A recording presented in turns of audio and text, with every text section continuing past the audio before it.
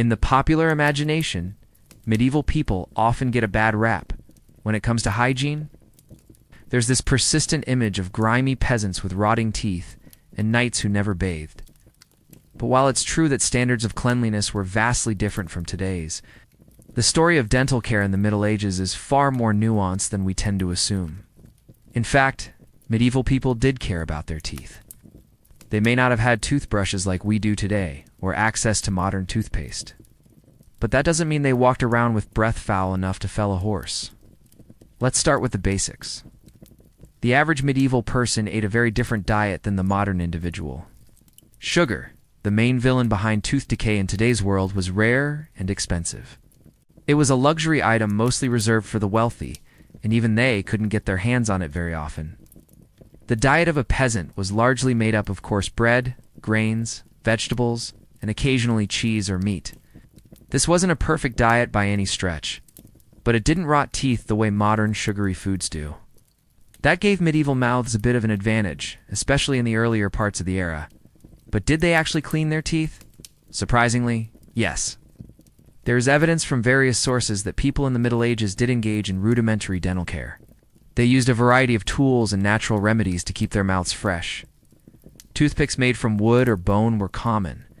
They were used to dislodge bits of food stuck between teeth, which might sound primitive, but is still basically what we do with floss. Some people even used cloth to rub their teeth and gums clean, sometimes with salt or ash to help scrub away grime. Herbs played a huge role in oral hygiene as well. Mint, sage, and rosemary were popular choices, not just for cooking, but for cleaning. People would chew on these plants to freshen their breath and stimulate the gums. Myrrh, a resin with antiseptic properties, was sometimes mixed with wine or vinegar and used as a kind of mouthwash. Charcoal was another popular cleaning agent. Powdered and applied to the teeth, it acted as an abrasive to scrub away plaque and food residue. You can actually find medieval recipes that call for mixing powdered charcoal with honey or salt to make a kind of toothpaste. The wealthier classes had access to even more elaborate dental routines. You might have perfumes, oils, and powders that were specifically meant for the mouth. These mixtures could be made with anything from crushed herbs and spices to ground bones and oyster shells. Some of them worked reasonably well. Others were probably more harmful than helpful. It wasn't uncommon for certain concoctions to be so abrasive they wore down the enamel over time. But even so, the intent was clearly there. People wanted to have clean, healthy mouths. Interestingly, some medieval writers even gave advice about dental care. A few medical texts surviving from the period include instructions for treating tooth pain, strengthening the gums, and keeping the mouth clean. These weren't always based on science in the modern sense. Medical knowledge was heavily influenced by ancient Greek theories about bodily humors and balance. But within that framework, there was recognition that oral health mattered. A stinking mouth or aching teeth were seen not just as personal discomforts, but as signs that something might be wrong inside the body. Of course, not everyone had the time or resources to tend carefully to their teeth. Life was hard in the Middle Ages. If you were a farmer struggling just to survive, you probably weren't mixing up herbal pastes in the morning. But even so, the cultural awareness of dental care was more widespread than you might think. Folk remedies were passed down through generations. Chewing certain sticks or twigs, rinsing with wine or vinegar, or even avoiding certain foods at specific times of day were all part of the informal medical knowledge that helped people maintain at least a basic level of oral hygiene. But what about tooth decay and dental procedures? If your tooth went bad in the Middle Ages, what did you do? The short answer is you braced yourself. Dentistry as we know it simply didn't exist yet. If a tooth became badly infected or broken, the solution was usually to yank it out. Tooth extraction was performed by barbers or traveling surgeons who had little to no formal medical training. Tools were crude and anesthesia was almost non-existent. It was painful, risky, and often led to infection. Still, it was sometimes the only option available. Some monasteries in larger towns had more experienced medical practitioners who might try to treat dental issues with poultices, oils, or draining techniques. But these were hit or miss. In some cases, people believed that toothworms were the cause of pain. This ancient idea, which predated the Middle Ages and lingered for centuries, claimed that tiny worms burrowed into the teeth and caused decay. Treatments for this imagined pest included applying hot herbs or smoking out the worms with noxious fumes. Needless to say, this didn't work, but it's a reminder of how people tried to make sense of pain without modern science.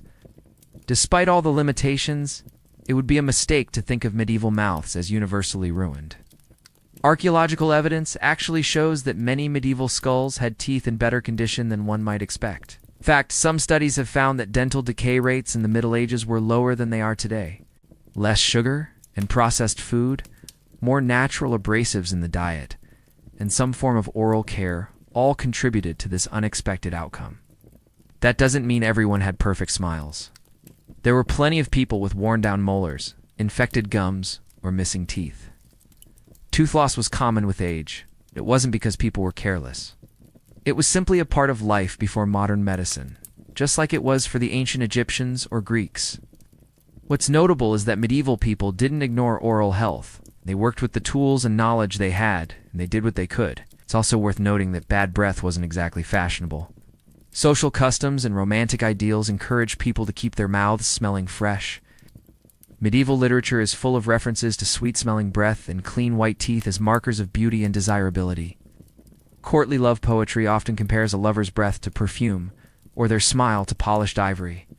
These aren't just literary flourishes. They reflect real values.